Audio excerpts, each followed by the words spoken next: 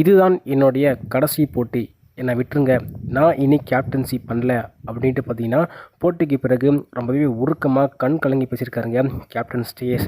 இன்றைய போட்டி பார்த்துருப்பீங்க. கண்டிப்பாக இன்றைய போட்டி மாரி எந்த போட்டியுமே இந்தியா ப்ளே பண்ணியிருக்க மாட்டாங்க. அவ்வளோ மோசமாக இன்றைய போட்டி ப்ளே பண்ணாங்க. கையில் இருந்த போட்டியை இந்தியா அசால்ட்டாக கோட்டை விட்டாங்க. அதை பற்றி நடந்ததை பார்த்தலாம். முக்கியமாக ஸ்ரேயஸ் ரொம்பவே உருக்கமாக பேசியிருக்காரு. இனி கேப்டன்சியே பண்ண மாட்டேன் அப்படிங்கிற மாதிரி என்ன பேசியிருக்காரு, இந்த போட்டி என்ன இருந்துச்சு அப்படிங்கிறத டீட்டெயில்ஸாக பார்த்துலாம். வீடியோ ஸ்கிப் பண்ணாமல் பாருங்கள். நம்ம சேனல் கட்சி புதுசாக வந்திருந்தீங்க அப்படின்னா சப்ஸ்கிரைப் மட்டும் பண்ணிக்கோங்க. அப்படி பண்ணுறீங்க அப்படின்னா பக்கத்தில் இருக்க பெல்லையும் நம்மளோட நோட்டிஸ் வரும். நிறைய பேர் சப்ஸ்கிரைப் பண்ணால் பார்த்துட்டீங்க, சப்ஸ்கிரைப் பண்ணிட்டு பாருங்கள்.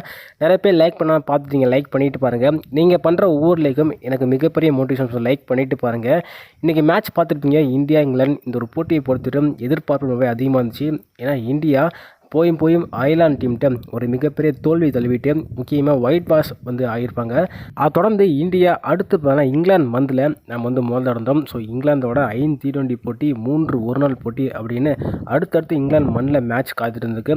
அந்த மேட்ச் இன்றைக்கி முதல் மேட்ச் ஸ்டார்ட் பண்ணாங்க. இந்த முதல் போட்டியில் மிகப்பெரிய எதிர்பார்க்காத ஒரு டெஸ்ட் நடந்திருக்கு. இனிமேல் ஸ்ரேயஸருக்கு முதல் வெற்றி கிடைக்கல. அயர்லாந்து டீம்டாச்சும் வெற்றி கிடைக்கும்னு பார்த்தோம். ஆனால் அங்கேயும் இந்தியா ஒயிட் வாஷ் ஆகிட்டாங்க. சரிப்பா, இன்றைய போட்டியில் ஒரு வெற்றியை பதிவு பண்ணுவார் அப்படின்னு பார்த்தா இன்றைக்கும் இந்தியா தோல்வி தான் பதிவு பண்ணியிருக்காங்க. இதுக்கு முக்கிய காரணம் ஸ்ரேயஸ் பேசியிருக்காருங்க. இன்றைக்கி மேட்ச் பார்த்துருப்பீங்க. கண்டிப்பாக இந்த ஒரு மேட்ச் இந்திய கையில் தான் அப்படின்னு கடைசி வரையும் எதிர்பார்த்தோம். ஆனால் கடைசி 4 ஓவரில் இங்கிலாந்து டீம் ஒரு சம்பவம் பண்ணாங்க. இங்கிலாந்து டீம் சொல்கிறத விட ஜேக்கப் பெத்தல் இருக்கா இல்லையா, ஆர்சிபி பிளேயர்னால் சும்மாவா அப்படின்னு இன்றைக்கி செம்மையாக ப்ளே பண்ணாருங்க. அதுவும் குறிப்பாக சொல்லப்போனால் பிஸ்னாய் ஓவரை பிரித்து மேய்ஞ்சிட்டாரு, ஓனாக விட்டார். அந்தளவுக்கு இன்றைக்கி தரமாக பேட்டிங் ப்ளே பண்ணார். கிட்டத்தட்ட 14வது ஓவரில் 29 ரன் அடித்து மேட்ச் அங்கேயே முடிச்சார். இந்தியா முதல் பேட் பண்ணாங்க. ஸோ பேட்டிங் தான் எடுத்தாங்கன்னு சொல்லலாம். இந்தியா டீசெண்டாக விளையாடி 190 ரன் அடித்தாங்க. இது ஒரு மிகப்பெரிய ஒரு ஸ்கோர் தான். ஏன்னா இங்கிலாந்து மண்ணில் கண்டிப்பாக அடிக்கிறது கொஞ்சம் கஷ்டம் அப்படின்னு எதிர்பார்த்தோம். தொடக்கத்தில் நம்மளோட அபிஷேக் சர்மா டீசெண்டாக விளையாண்டார். இன்றைக்கி வைபவ் சூரியவன்ஷுக்கு ஒரு நல்ல வாய்ப்பு கிடச்சிது. அந்த வாய்ப்பை சரியாக பயன்படுத்தாமல் அவருடைய முதல் போட்டியில் ஒரு ஃப்ளாப் விழுந்திருக்கு. 14 ரனுக்கு ஆட்டம் இழந்தாங்க.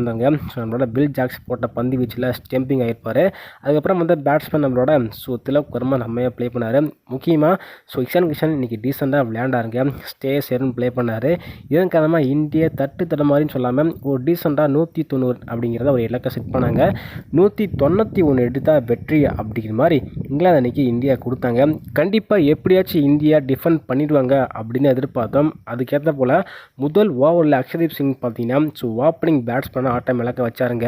2 ஓப்பனிங் பேட்ஸ்மேனுமே ஆட்டம் காலி. முக்கியமாக சொல்லப்போனால் முதல் பந்தே பிலிப் சால்ட் அவுட் ஆனார். அதன் பிறகு அந்த ஓவரில் ஜோஸ் பட்லரும் பார்த்தீங்கன்னா அவரும் டக் அவுட் ஆனார். 2 பேருமே டக் அவுட் ஆகிட்டாங்க.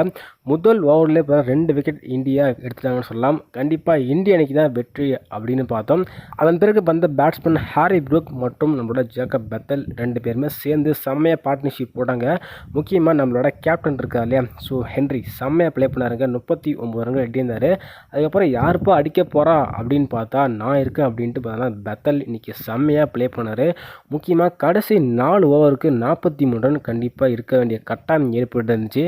அதில் யார் அடிக்க போகிறா அப்படின்னு பார்த்தா சாம் காரன் நின்றுருந்தார். அதுக்கப்புறம் பெத்தல் களத்தில் இருந்தார். ஸோ இந்த 4 ஓவரில் என்ன பண்ண போகிறாங்க, 43 ரன் தேவைப்பட்டது. கேம் பார்த்தீங்கன்னா 2 டீம் கையிலும் இருக்குது. யாருக்கு போக போகுது அப்படின்னு எதிர்பார்த்துட்டு நல்லா பரபரப்பாக பார்த்துருந்தோம். அங்கே தான் பார்த்தீங்கன்னா ஸ்ரேயஸ் பிஸ்னாய்க்கு வார் கொடுக்குறாரு. அவர் பார்த்தீங்கன்னா முதல் பந்து நோ பால் போகிறாரு. அந்த ஓவரில் கிட்டத்தட்ட 2 நோ பால் போட்டு கிட்டத்தட்ட 3-4 சிக்ஸர் கொடுத்துருக்காருங்க. ஸோ கிட்டத்தட்ட 29 ரன் அந்த ஓவரில் அடித்து கொடுத்துட்டாங்க. மேட்ச் பார்த்தீங்கன்னா அந்த ஓவரே முடிஞ்சு போச்சு. ஸோ இந்தியா கையில் தான் இருந்துச்சு. ஆனால் கடைசியில் பிஸ்னாய் இப்படி பண்ணிட்டாரு. முக்கியமாக கேப்டன் இன்றைக்கி மிகப்பெரிய தவறு பண்ணியிருக்காருங்க. ஏன்னா கேப்டன் கண்டிப்பாக இந்த நேரத்தில் எப்படி கேப்டன்சி செயல்படணும் அப்படின்னு கண்டிப்பாக தெரிஞ்சிருக்கணும். அது நல்லாவே இருக்குது அப்படின்னு எதிர்பார்த்தோம். ஆனால் ஸ்ரேயஸ் இன்றைக்கி தப்பு பண்ணியிருக்காரு. ஸோ மிகப்பெரிய தப்பு பண்ணியிருக்காருங்க. முதல்ல பேட்டிங் எடுத்ததே ஒரு மிகப்பெரிய தப்பு தான். ஏன்னா 190 அப்படிங்கிறது ஒரு இங்கிலாந்து மண்ணில் சரியான ஒரு ஸ்கோரா அப்படின்னு தெரியல. நாம் ஃபஸ்ட்டு ஃபீல்டிங் பண்ணிக்கலாம், டாஸ் நமக்கு தான் வந்துச்சு.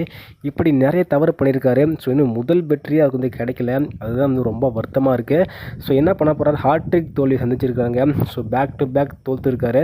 முக்கியமாக அவரோட முதல் வெற்றி இன்னும் வரலை. அதுதான் மிகப்பெரிய ஒரு கேள்விக்குறியாக இருக்குது. ஸோ இந்த ஒரு தோல்வி குறித்து ரொம்பவே கண் கலங்கியிருக்காருங்க. ஸோ முதல் வெற்றி வரல அவரோட அப்படின்னோடனே முக்கியமாக இன்றைக்கி மாற்றம் வந்து பண்ணியிருந்தாங்க. சஞ்சு சாம்சன் வந்து உட்கார வச்சு நம்மளால வைபவ் சூரியவன்சி எங்கேன்னு கேட்டிருந்தோம். அவருக்கு ஒரு வாய்ப்பு கொடுத்தாங்க. அவரும் இன்றைக்கி சரியாக ப்ளே பண்ணல. இன்றைக்கி ஒட்டுமொத்தமாக இந்தியோட பர்ஃபார்மன்ஸ் ரொம்ப மோசமாக இருந்துச்சு. பேட்டிங்கில் இந்தியா இன்னும் கொஞ்சம் ரன் அடிச்சிருக்கலாம். ஆனால் அங்கேயும் இந்தியா கோட்டை விட்டாங்க. சரிப்பா பவுலிங்லாச்சும் இந்தியா சரியாக ப்ளே பண்ணுவாங்க அப்படின்னு பார்த்தோம். தொடக்கத்தில் நல்லாவே போட்டிருந்தாங்க ஹர்ஷ்தீப் சிங்லாம். ஆனால் வர வர யாருமே சரியாக ப்ளே பண்ணல. கேப்டன்சி இன்றைக்கி வந்து மோசமாக தான் பண்ணியிருக்காரு. இதை கொடுத்து அவரே மோசமாக பேசியிருக்காருங்க. ஸோ ரொம்ப கண் கலங்கிட்டார். என்ன பேசுறதுன்னு அவருக்கு தெரியல. மனசு ரொம்பவே பாவங்க. ஸோ வெயிட் பண்ணி பார்க்கலாம் அடுத்த போட்டியிலாச்சும் முதல் வெற்றி கிடைக்குமா அப்படின்னு. இன்றைக்கி இங்கிலாந்து செம்மையாகவே ப்ளே பண்ணாங்க. முக்கியமாக சொல்லப்போனால் பெத்தல் இன்றைக்கி அதிரடியாக விளையாண்டார்.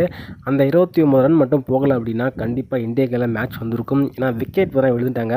5 விக்கெட் போயிடுச்சு. மீதம் 2-3 பேட்ஸ்மேன் தான் இருந்தாங்க. ஸோ எடுத்துக்கலாம், ஆனால் மிஸ் பண்ணிட்டாங்க. சரி நீங்கள் சொல்லுங்கள், இந்த ஒரு தோல்விக்கு யார் காரணம் அப்படிங்கிறது.